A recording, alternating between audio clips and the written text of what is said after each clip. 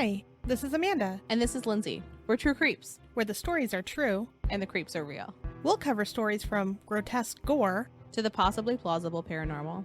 to horrifying history. To tense and terrible true crime. And everything else that goes bump in the night. We want you to join us while we creep. We cover mature topics. Listener discretion is advised.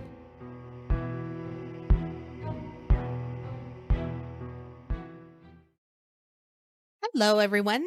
Today, we have another cryptid episode for you. We love cryptids. We love hearing about them and reading about them and telling you about them. So we're going to tell you about some We do. not so popular cryptids. Like, I hadn't heard of these ones before. I don't know if you had. No, I have not. Well, the second one I had. The first one I had not. Okay, yeah. I was looking at them. I'm like, which ones sound the most ridiculous? You found them. You found them. Like, to start at least. And I found them. So the first one we want to tell you about is called Sheepsquatch. Gorgeous. Gorgeous. Gorgeous. There's so many of like Sasquatches, and I was just like, this one sounds absolutely ridiculous. I was hoping it was just like a giant sheep running around. It's not quite that, but it's pretty intense. I will say, when you look up renditions of the drawings, it's literally exactly the name. Sheepsquatch. Like, it's exactly that. So I'm going to tell you a little bit about what it looks like, or what, it's been said to look like, but there's a lot of things that it could be. So it's quadruple the size of a bear. It has white, wool-like fur, has a long head, kind of dog-like, but with some intense teeth or fangs. They're described as being saber-like.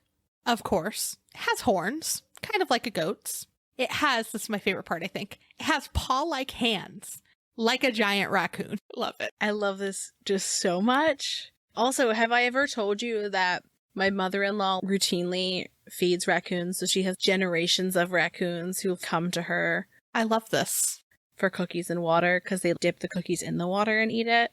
So cute. Love raccoons so much. I know they're little assholes, but I love them. You know what? Speaking of because we're describing this crazy looking thing, we've done drawings before.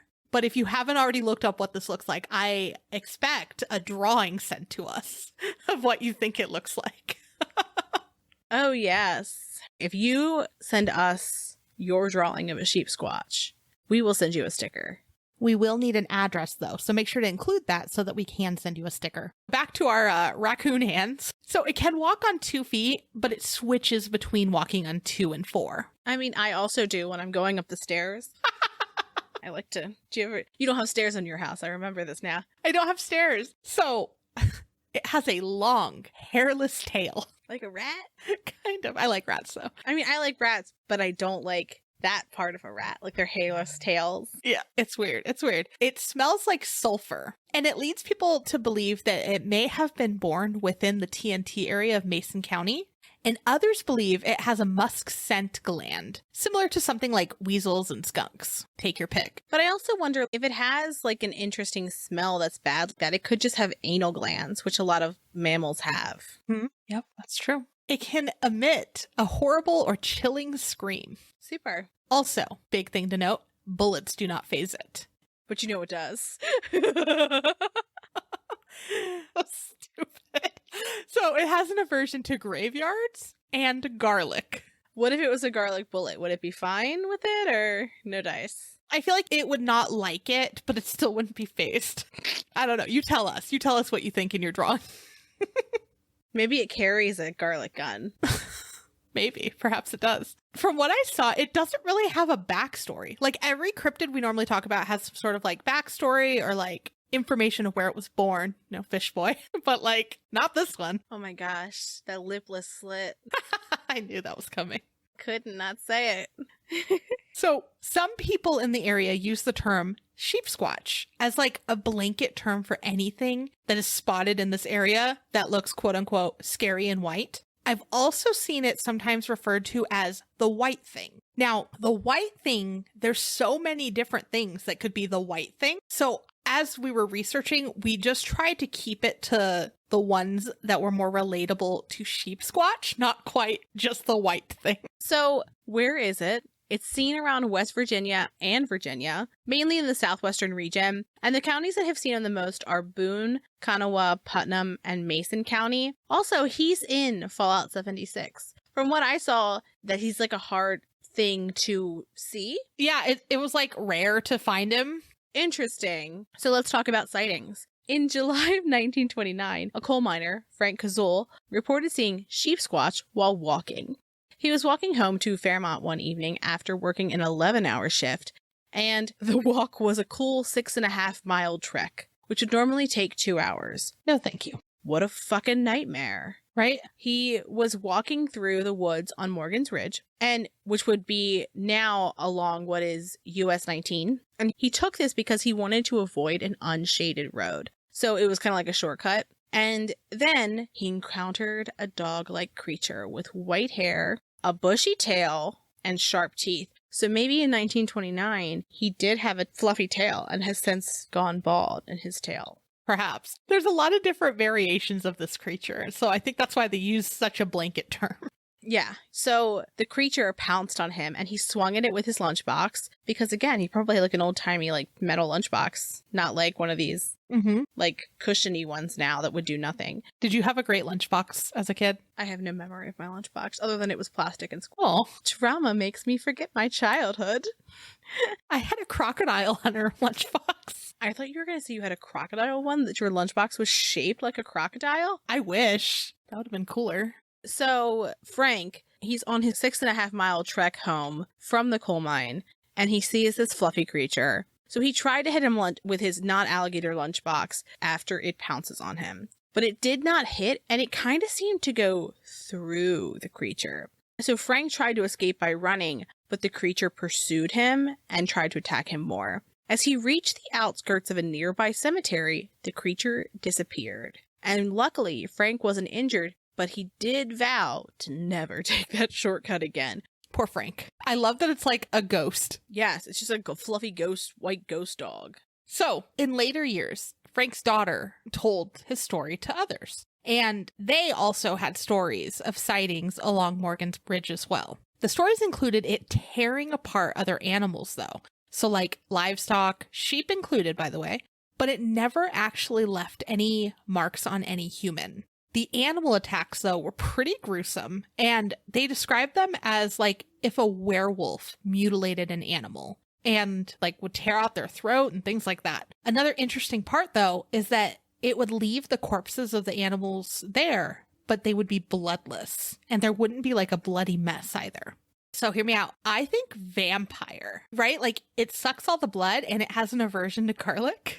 Yeah, I mean, for sure. My thing is like where they're saying tearing at its throat. That's really interesting. Yeah, but never the humans. So interestingly, you know how I said like it never actually hurts the human? Some of the stories that people were telling of like an attack with the creature included that the person would feel the fangs tearing into them, but later having no marks. So feeling the pain and then realizing nothing actually happened to them. I don't like that even more. I think I would rather have the validation of at least having a wound. At least having the torn flesh. Well, look, if I'm going to feel like something is attacking me, I want to be attacked. At least you don't have the aftermath of it, though. Like, you don't have to heal. It's just like, oh, now it's over and done with. No, I don't actually want it, but I feel like how annoying would that be to be like, this, like, I got ripped in half, and then, like... But you're totally whole. How annoying. Ugh, how annoying. How annoying to be wrong in your pain. So, we always talk about how names are used, right? To, like, make things seem more real. But this guy actually has a pretty believable backstory. So, I was looking up Frank. And he was born in 1893 in the Croatian province of Dalmatia. And he came to the U.S. in 1914. By 1920, he was living in a boarding house in Benwood, which is in West Virginia, and then he moved to Fairmont. In Fairmont, that's where he met and married Beatrice Dukic. And they started a family, and he began working at the Consolidated Coal Company's Jordan 93 mine, which was north of Riversville, West Virginia. Also, around the same time, so everyone's telling all these stories, right? And Frank's daughter's telling his story. Well, come to find out later on, a lot of local residents started to admit that they wanted to spread stories of Sheepsquatch as teenagers. So what they'd do is they'd bang on their neighbors' houses and screech so that more people would have stories to tell. Assholes. Amanda, do you know what that makes me think of? It makes me think of Halloween. Yes, Halloween always. But also, it makes me think when people were calling in Jersey Devil to work so that they didn't have to come in and they're like, we can't, the Sheepsquatch is active. We couldn't possibly go to school. I need someone to call in to tell us the reaction when you say, I have to call in because of Jersey Devil or Sheepsquatch. Yeah, I'm sorry, I can't come to work today. There's a Jersey Devil and or Sheepsquatch, depending on where I live. Yeah. Find your local cryptid, except if it's Blair Witch, because she travels. Yeah, you have to be place specific. Don't be ridiculous. So in the 1970s and 80s, the date is unknown, but just that it happened between that time, there was a group of men who were out deer hunting, but they were doing it out of season. And while they were doing this, they heard an ungodly scream, and they said it sounded like a woman in agony. Before they could even react, a creature came out of the brush, leaping onto one of the hunters, and knocked him to the ground. It caused him to roll down the hill, and the group of hunters ran after him. They found him lying on his back, punching the air. What a fucking sight. He was screaming that the beast had ripped out his guts, but there was no marks. It was just dramatic. Doesn't that sound like the Pukwudgie story? A little bit. You know how was it the psychic that was like fighting something and nothing was there? Yes, but but this I'm like, they saw it, you know? So the group tried to convince themselves that it was just a feral dog, you know, the kind that go invisible. The person who was attacked had nightmares for years, as one does when traumatized. Yep. Understandably. So sometime in the 90s, a car of people had left a family reunion and it was heading through the TNT area. And I was like, what is the TNT area? The area is north of Point Pleasant, West Virginia, and it's called TNT because during World War II, the area was devoted to an ammunition manufacturing facility. So I saw a bunch of history and like what it looked like then, what it looks like now, and it's just really interesting. But just because I know Lindsay will be really excited. The area is also known for one of Lindsay's favorite cryptids, Mothman. You say Point Pleasant, I'm like, Mothman. But like everywhere I was seeing, it was just described as the TNT area. And I'm like, I don't know what that means. Yeah. So in that same area, though, it's also known for Bigfoot and various UFO sightings. Like maybe Bigfoot is just a brunette Sheepsquatch. Perhaps. That'll make sense. So while driving through the snow, so remember this car full of people from a family reunion, they saw a creature come out of the woods. And they described him as being 7 to 8 feet tall, covered in shaggy white hair, but with legs like a man. And its face was long like a sheep, and it had horns like a ram. And the creature froze for a moment, and then it ran back into the woods. I don't like that. So in 1994, a former Navy seaman saw a Sheepsquatch in the forest. He had grown up in Gallipolis, Ohio, which was just across the river from Point Pleasant. And also, just as a note, if you were trying to stay in Point Pleasant, there's like one hotel. So often people who are there for the Mothman Festival will have to stay in Ohio because it's like where the closest lodging is. So it's like that close to Ohio. But so the Navy seaman became interested in the Mothman and was looking for evidence to disprove his existence, as one does. And then one night, he was out chasing down UFO leads in the area. And as he was doing this, he was walking along a creek and he heard a sound that sounded like something big was crashing through the brush in front of him. So the area wasn't really known for big predators that would be making that kind of commotion. So we thought it was a large dog or maybe a lost cow. And that's when a large creature had matted brown and white fur appeared. He wasn't sure if it was brown or just dirty. So he said it was walking on all fours and it was headed towards the creek to drink some water. He too could smell the sulfur, and he said that it had hands that looked like that of a raccoon, which to me are just kind of like people hands because raccoons have like tiny people hands. After the creature was done getting his drink, he crossed the creek and headed towards Sand Hill Road. And after he knew that the creature had walked away and it was safe, the man ran as fast as he could to his car, which for me, right, I would be like, let's go. So in 1994, there was another sighting by 2 kids, and they said that they saw the Sheepsquatch while they were playing in their yard, which was in Boone County. And they said that they saw something that looked like a white bear, but it stood in its hind legs, and it was over 6 feet tall. They said that when they saw it, it was scared, and it ran off into the forest. As it ran, it broke off medium-sized limbs from the trees. You know what goes through my mind, though, when I'm thinking of limbs falling from trees? Is the pterodactyl. Oh, yeah! And the stupid video I made of said pterodactyl. I don't know why anybody made that. That's all I think of when I think of pterodactyl now, is that stupid. You have to find us on TikTok. It's the most stupid thing in the world, but I love it. We have one video and it is fantastic. Yeah. One day we'll have more, but for now, it's that one video. So then in 1995, a couple was driving through Boone County and they saw a large white animal sitting in the ditch near the road. They stopped to look at it and figure out what they were looking at. Their description is pretty similar to everything we've described so far, but they mentioned that it had 4 eyes. Like, did it have glasses on and they're just disrespectful? Or, like, did it legitimately have 4 eyes? That's the exact same thing that came to mind. It had 4 eyes. So I don't know in what arrangement these eyes were in, only that it had 4. It also wasn't a fan of them stopping to stare at it, so it leaped up towards them and started attacking the car. So, of course, they're like, we're getting out of here. They drove off quickly. Yeah, fair. When they parked, though, the car had scratches along the side. Oh, no. I wish there were pictures of this. I would be stressed. Then, in 1999, campers were in Boone County in the forest at night. Sounds like you don't want to be in Boone County. Mm-hmm. The camp was near their home. And so they're all hanging out near their bonfire. At first, it sounded like something snorting and scuffling around their area. But then they said it started to sound like an aggravated bear, which, you know, as a camper, you need to be safe. Get out of there. Yeah, you don't want to be there. Yeah. So after a little while, the creature charged at the campers. They all took off towards the house while the creature chased them. However, it stopped at the edge of the forest and let out a quote-unquote terrible scream, and then it ran back into the woods. The following morning, the campers went back to their camp to find that it was completely torn up. And the way that they described it was that it looked like someone had tilled the land up for gardening. So it was just completely torn up. Oof. Like, I think that would freak me out too, like knowing that it went back clearly in some way. Yeah. So in 2015, campers spotted the Sheepsquatch in the forest of Appalachia, specifically Folks Run, Virginia. They described the creature as 8 to 9 feet tall, with a shoulder length of 4 to 5 feet. First saw the creature on top of one of the hills, and it was crouched over. Then it stood up, made a sound, and began running towards them. I would literally shit myself.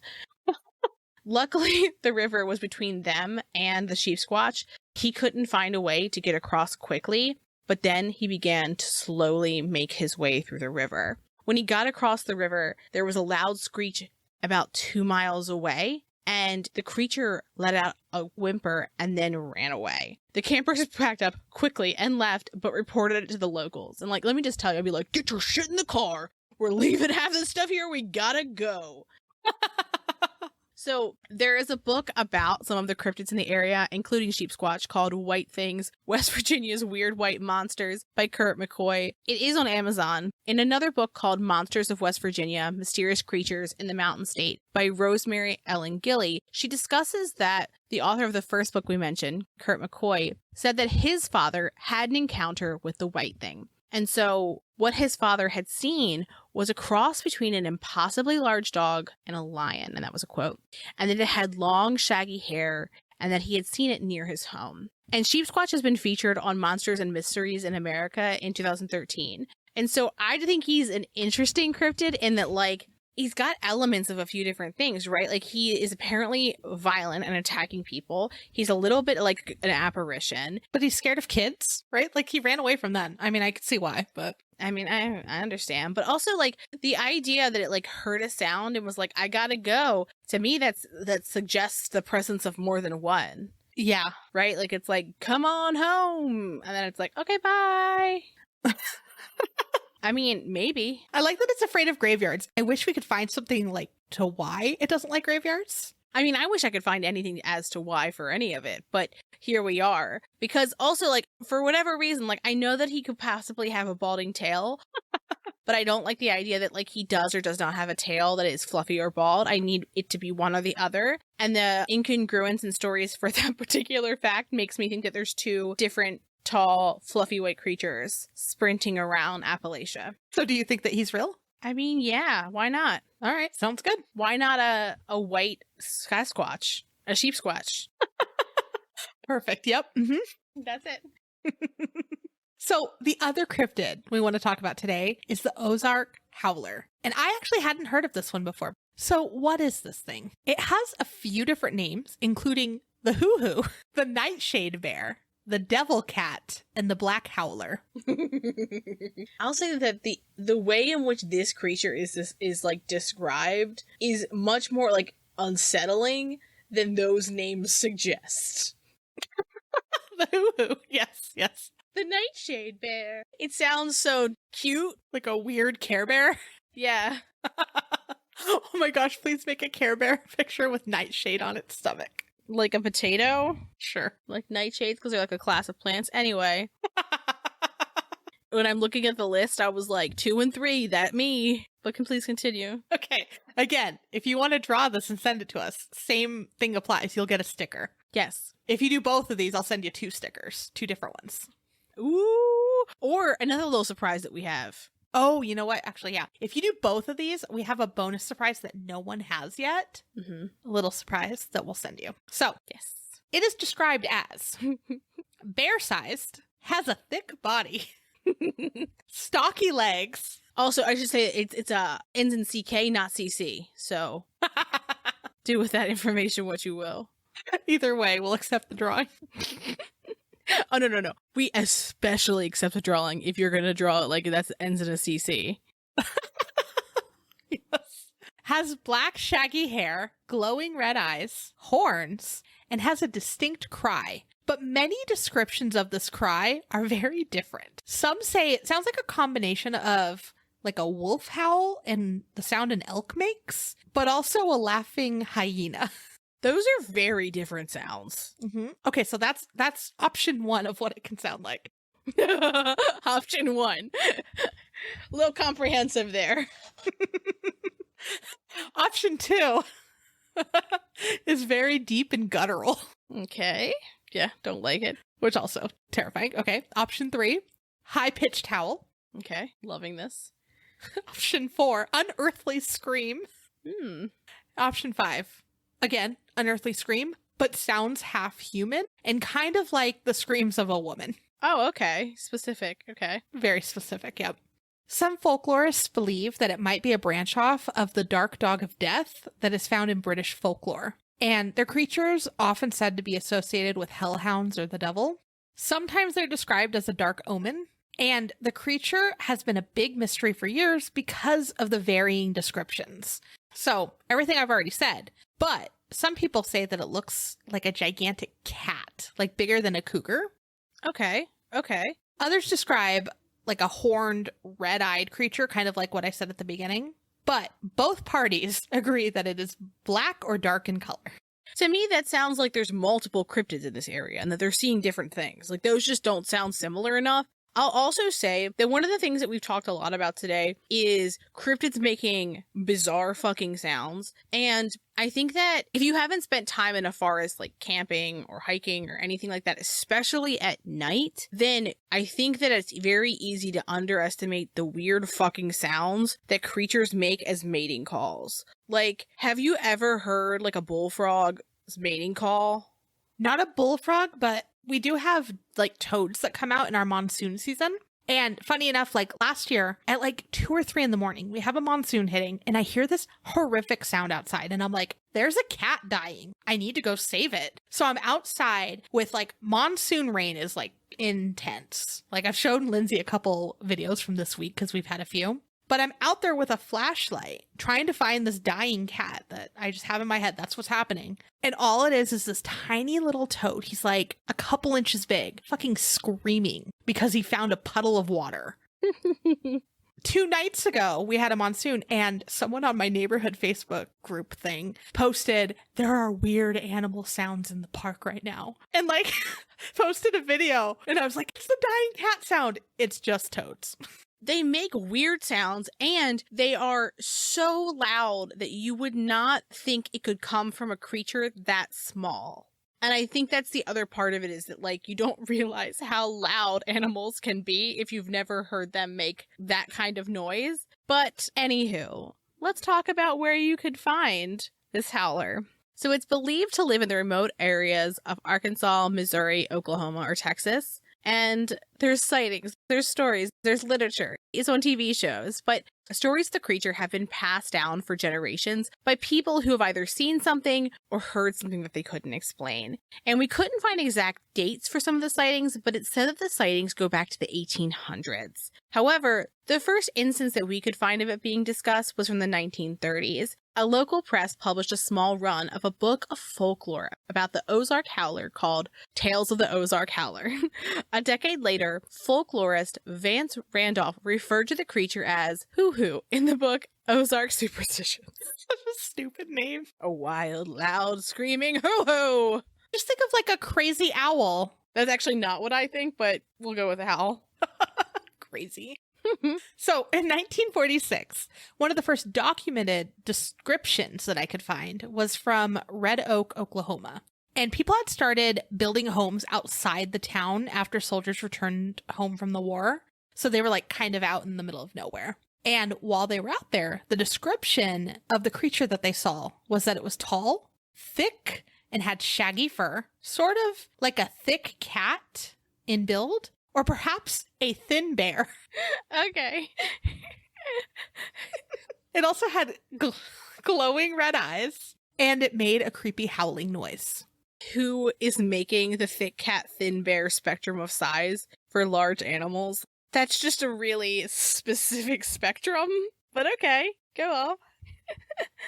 The thick cat, thin bear spectrum. That's another thing I want you to make. Like, the cat, thin bear. It has like half a cat, half a bear. Oh, I just wanted text, thick cat, thin bear, and like no context. No context at all. Like a tiny True Creeps logo, but not enough for it to make any sense. Thick cat, thin bear. Yes. Okay, so in the 1950s, residents began reporting a, quote, black goat-shaped creature roaming the Ozarks. Where does that fall on the thick cat, thin bear spectrum? And then dot on the back, dot, dot, dot, goat-shaped. I have real questions. We need to time travel, because I need to say, like, this is the spectrum we've been given. Thick cat, thin bear. Tell me where on this map the goat-shaped creature fits. I mean, maybe closer to a thick cat. How do you know? I don't know. I just feel like goat is closer to cat than bear. Also, what is goat-shaped? Goats are just like, kind of like... I'm thinking with horns. Horns? That's what makes you think goat-shaped? Sure. I was thinking they're little pot bellies. And the fact that they have those weird Kermit eyes. And their ears that stick out to the sides. The horns didn't even, like, register. And my bar, we've named the velvet goat. Anywho, sorry. There's a lot going on with this. I've got a lot of feelings, a lot of thoughts. So let's jump to 1973. There was a short story called The Hair of the Black Howler. Well, what a short story it is. We'll just say it that way. We've got ideas. So let's skip ahead to 1980. A truck driver pulled off the side of the road at night and described seeing this unknown creature. His description was similar to the others, including that it had shaggy fur, stocky build, and red eyes. But the difference is that it had a beard this time. Okay, sure. So between 2005 and 2010, a family living north of Van Buren in the Boston Mountains of Crawford County put out trail cams after seeing what they thought was a cougar. So they sent the images to a local TV station in Fort Smith, and it showed a large cat that they thought was a cougar or something similar to a cougar. Wildlife officials say that there is not a breeding population of cougars left in Arkansas, though. They did mention that it was possible there might still be some individual big cats living in the mountains, or perhaps it was once held as a pet, but escaped or was turned loose. which like isn't really out of the realm of possibilities. And the reason why I'm like, that could happen is we have a sanctuary up north and it had a large cat. I want to say it was a mountain lion, but it's been a few years. And Mike and I were there and it was a very slow day. Like it was raining. We were like the only people at the sanctuary. And so the mountain lion kept coming up and purring like in the front of her enclosure. Oh, baby. And she's walking back and forth like she wanted pets. And one of the sanctuary employees came up to us and they're like, oh, yeah, she actually does want pets. And I'm like, oh my gosh, I want to pet her. I've never wanted anything more. I know she wanted pets. I need to give her pets. But they were like, yeah, when we got her, we actually saved her from living in someone's living room. And when we actually like went to save her, she was in the living room on the couch eating ice cream. And they're like, so she really likes people and she really likes ice cream. I love her. Yeah. So like, you know, that person obviously is mistreating a large cat, letting it live in the living room and eat things that it shouldn't be eating. So it's like not that far-fetched that someone was doing the same thing in Arkansas and perhaps it escaped. So, around the same time as the trail sightings, similar reports were coming from eastern Oklahoma. A large black cat was moving through the mountains. Other reports were from an area in Arkansas's River Valley. They described strange sounds in the middle of the night, similar to a laugh or hyena. Others in higher elevations saw a large, stocky cat. And all of these multiple locations make me think, again, that we're talking about multiple creatures. And again, the sounds of strange animals at night, to me, is not proof of anything. Yeah.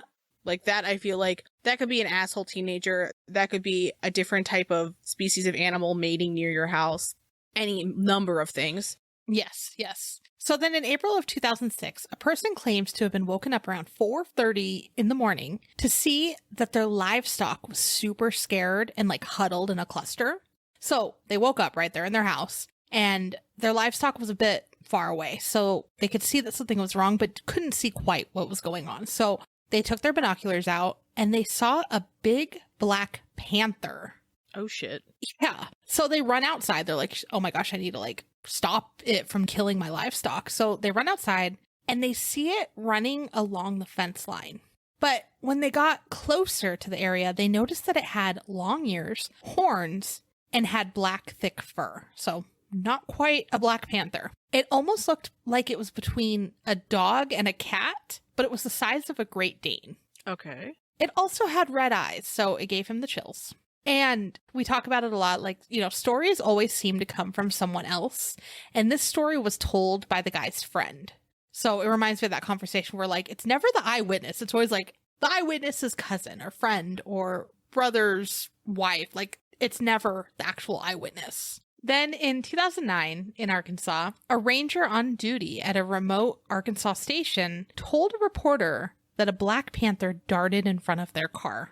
They stopped to get a better look, and it snarled and ran back into the woods. Oh, shit. The ranger then reported the incident, and the Arkansas Fish and Game Department refused to acknowledge the existence of the creature because no one had ever caught one or recovered a carcass. Even though many people were reporting the same thing, right? Like this large black cat. Fish and Game just said, nope, it's probably just an escaped pet panther. I'm like, they're so lax on that. Yeah, it's probably just, you know, a typical, you know, your average escaped pet panther.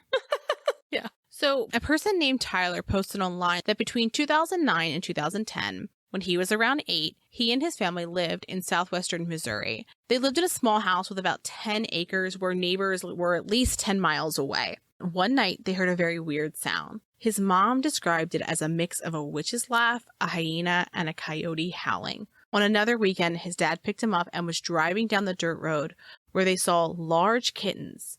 Not domestic kittens, but kittens that would be like massive, like from a large cat. And they were black and white. And the way that they looked was not how mountain lion kittens who were in the area would have looked. So they thought that perhaps the Ozark Howler had made that weird sound and maybe those were its offspring.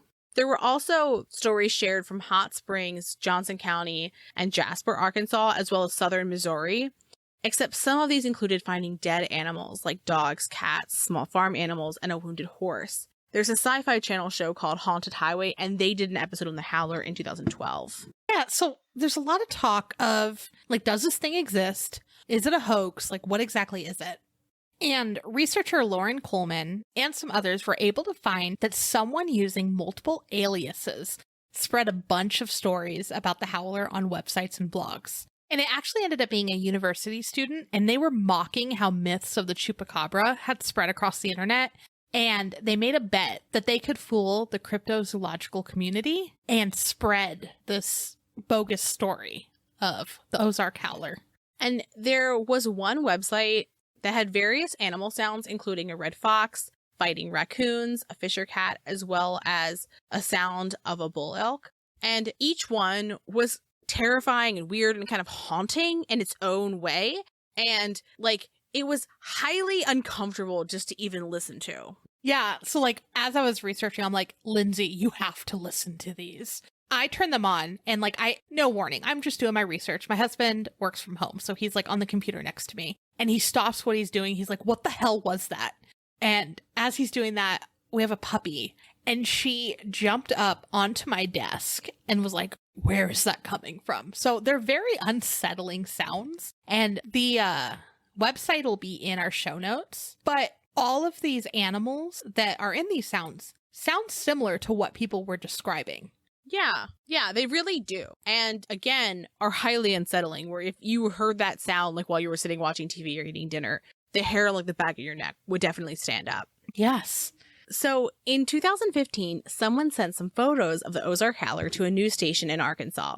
And the photos are generally believed to be fake. They kind of look like a German Shepherd puppy mix with a long tail and like they added horns. It looks really ridiculous. Yeah. Cryptozoologists have speculated that the creature might be a misidentified and unrecognized big cat. And some believe it's an eastern cougar, a black bear, or some kind of wolf or feral hound, but that generally, like, it's a creature that exists. It's not a cryptid. It's just a type of cat or a type of, other mammal that belongs in that area. Some theorize that it may somehow link to the extinct saber-toothed cat and could be a descendant. Some say the first sightings originated from settlers from Ireland, Scotland, and England, and that they may have brought the legend of the Black Dog of Death with them, and it could have evolved into what it is being told today. Which could make sense, right? Yeah. So while I was looking at, like, is this a hoax? Is this real? Is it just, 7 different animals that people are hearing and making up these wild stories? But I stumbled upon, like, a blog about how a wildlife biologist named Forrest Galante and his zoologist wife, Jessica Summerfield, may have found the answer to what the Ozark Howler really is. So, like, as I'm reading it, I'm like, why does Forrest Galante sound so familiar? And I looked him up, and Lindsay will understand this. While we were in Cancun, we really got into the show Naked and Afraid because, like, everything was in Spanish and we're not that great at Spanish. So that was the only show that was on that was in English and only had the narrator speaking Spanish. So, like, we could understand it and watch it for a while. And he was one of the contestants on that show. And apparently ever since he did the show, he's now, like, a well-known conservationist and he has his own TV show now. His TV show is called Mysterious Creatures with Forrest Galante, and they had a whole episode about the legend of the Ozark Howler. And it is available on Discovery Plus, Animal Planet. I actually watched the episode, and they claim to know what exactly the Ozark Howler really is. I'm intrigued. So the concept for this episode is pretty interesting. They start out being told stories, like we told everyone, about the Ozark Howler. And a retired Missouri game warden named Terry tells them about what it is, the history of events, people that have seen him. And it leads them to a man named E. Free, who says that I've had 3 encounters with the Ozark Howler. And this is important because it's how they end up figuring out what it probably is. One of them was when he was out hunting, he heard a howl, and it came from something large. It also had a musky, bad smell, which is like everything we've described, right? The second experience was also while hunting, and he saw the creature kind of, I think, like run by him, but didn't like get a good look, but also, again, smelled that it was nearby. The third was in like a very far away, hard to get to cave, and he smelled the creature again, and he was so like frightened that he didn't want to go back.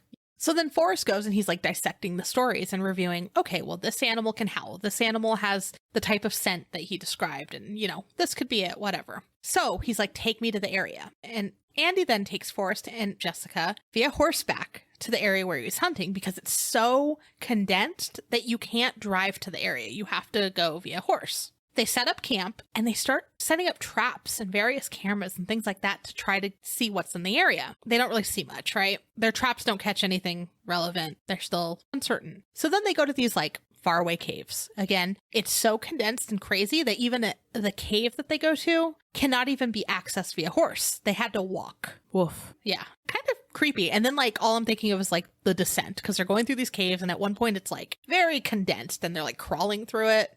Solving the Ozark Howler is never worth going in a cave like that. Never.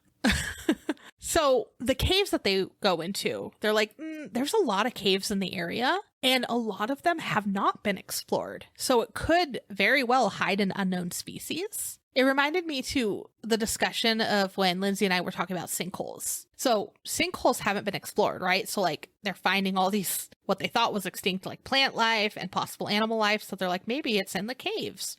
They don't really find anything. They find where maybe an extinct bear may have slept, giant claw marks, animal bones, and various tracks. So from there, they go deeper and deeper into the forest. They end up encountering a moonshiner named Sut in the middle of the forest, like in the middle of nowhere. And he's like, yeah, the Ozark Howler is real. But we also use that story to keep people away. And they're like, tell us more. What do you mean? He's like, well, we would make noises in the forest when we see people in the forest because we wanted them to go back to town and kind of stay out of our forest, especially like a moonshiner, right? Like, get out of here. I'm doing something you shouldn't be here seeing. Yeah. Yeah. He also had a tool that he called the growling bucket, and it made really deep, scary noises. Good old growling bucket. Yes. So he's like, we do this to make people go away. And they're like, okay, so it's completely made up. And he's like, oh, I didn't say that. It's totally real. My grandfather shot one, and I actually have the fur and the skull. And they're like, what do you mean? Lead with that, my guy. Yes, yes. So because Forrest and Jessica work a lot with animals, they're like, show us the fur, show us the skull. And they're like looking at it and they're like, we're pretty sure we know what this is. So what did it end up being? A North American red wolf is believed to be the Ozark Howler. And this is why. It used to be pretty common in that area, but because of hunting and habitat destruction, it pretty much made them extinct in there, like in those forests. There are fewer than 20 remaining in the wild, but none are known to be in that area. They are the most endangered wolf in the world. And so they're like, let's figure out if this is them. Like a number of ways. They obviously took the samples. It matched. But they took Andy to an endangered wolf center with those wolves. And he confirmed that the smell is the same and also their howl is the same. And interestingly enough, that soundbite that I told Lindsay about includes one of these howls. And it's really weird. Also, they have like a really distinct smell because it's how the moms and the babies find each other. Oh. So what they suspect is that Andy may have been lucky enough to encounter a wild one, which would be like ridiculously rare, but not out of the question. Also, Sut's grandfather actually did kill one years ago. They took hair samples and it matched the ones from the sanctuary.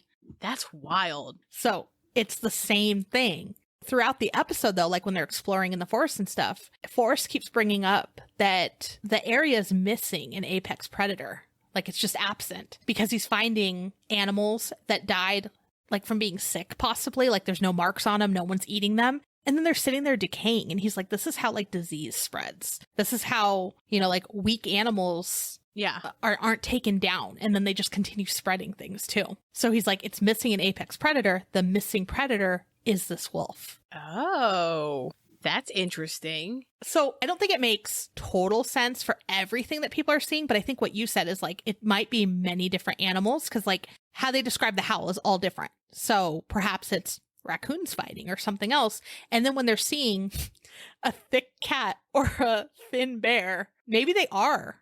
Or anything along the thick cat, thin bear spectrum. Of course. But there are bears in the area. But again, they're not like big predators for deer and other animals. So it could actually be a thin bear that people have seen, or a thick cat, an escaped Black Panther. Yeah.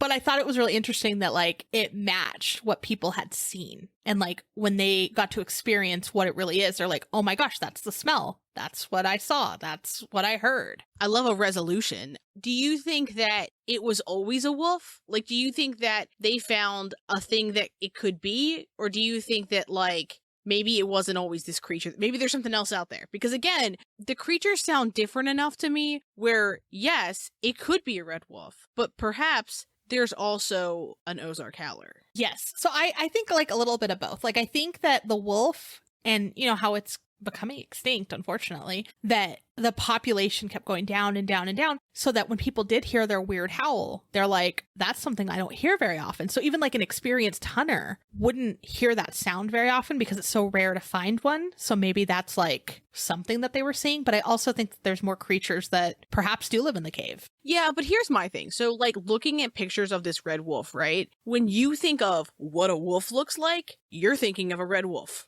So to me, I'm like, you would have known what that was. You would have been like, oh, that was a wolf. I would think it's a coyote. It looks more coyote to me. Oh, to me, well, East Coast Lindsay says that looks like what I would assume a wolf looks like. Oh, well, we have coyotes like in our backyard. So it looks like a coyote to me. But I also want to like pet the hell out of that. You know what I mean? I want to scritch him right between his little eyes. Oh, yeah. Oh, yeah. The puppies were the cutest things in the world. Do you, dear listener, think that the Ozark Howler is a distinct creature other than the red wolf? Do you think it is the red wolf? Do you think Sheepsquatch is real? Yeah. Do you know red wolves? Do you have experience with either of these? Have you heard one? Where do you fall on the thick cat, thin bear spectrum? We want to know that. Tell us. As always, you can find all of our socials on the outro. We're trying to get better about mentioning the fact that we have a Patreon, because we'll often go like 15 episodes without mentioning it. But if you are enjoying the show, we appreciate you listening. Yes. If you don't have the means to back us financially, you can also just share your favorite episode with someone. If you haven't already, rate and review us. You can do that on Apple Podcasts. You can do that on Facebook. If you do, we'd love to send you a sticker. Just email us your address and we'd be happy to send you one. If you want to support the show, our Patreon is available. We have merch. If you go to truecreeps.com, you can check out our merch. Yeah. And with that, have a good weekend. Thanks for creeping with us. Also, secretly, I want to close out this episode with today is Lindsay's birthday. So if you have social media, make sure to wish her a happy birthday. Thanks for listening. For more information on our sources, please visit our website, truecreeps.com. If you'd like to follow us on social media, you can follow us on Instagram at TrueCreepsPod, on Facebook at facebook.com/TrueCreepsPod, and on Twitter at TrueCreeps. We'd love for you to keep creeping with us. So if you like this episode, please subscribe, rate, review, and share the show with your fellow creeps.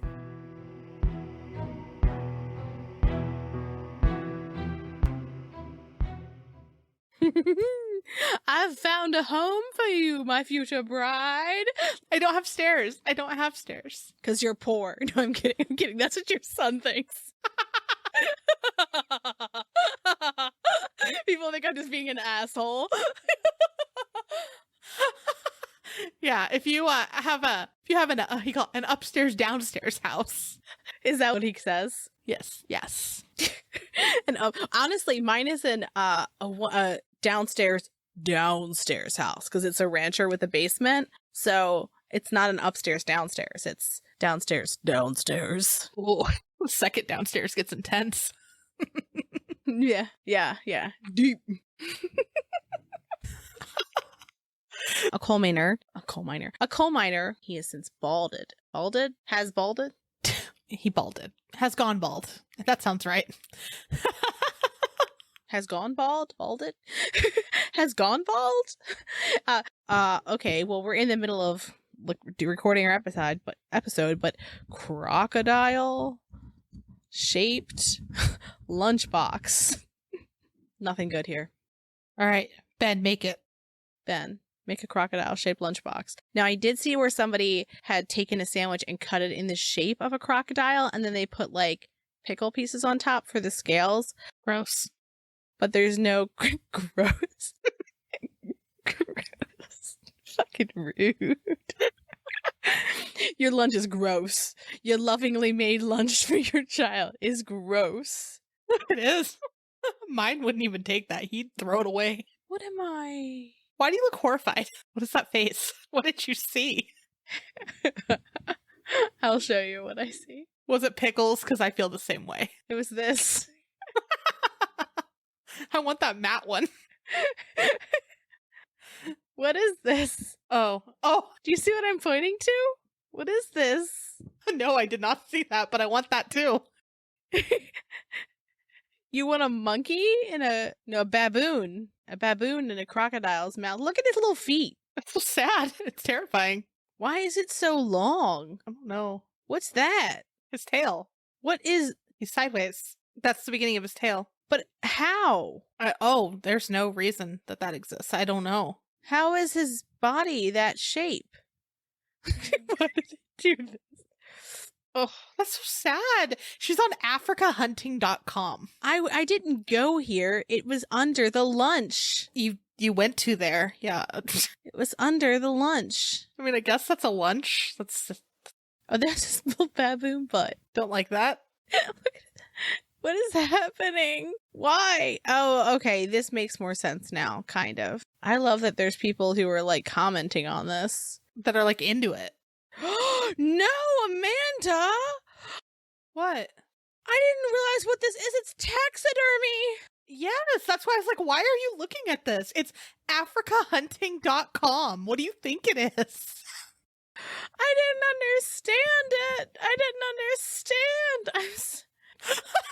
I didn't know it was a picture. I thought it was like an oil painting? Like, this is what's happening in nature.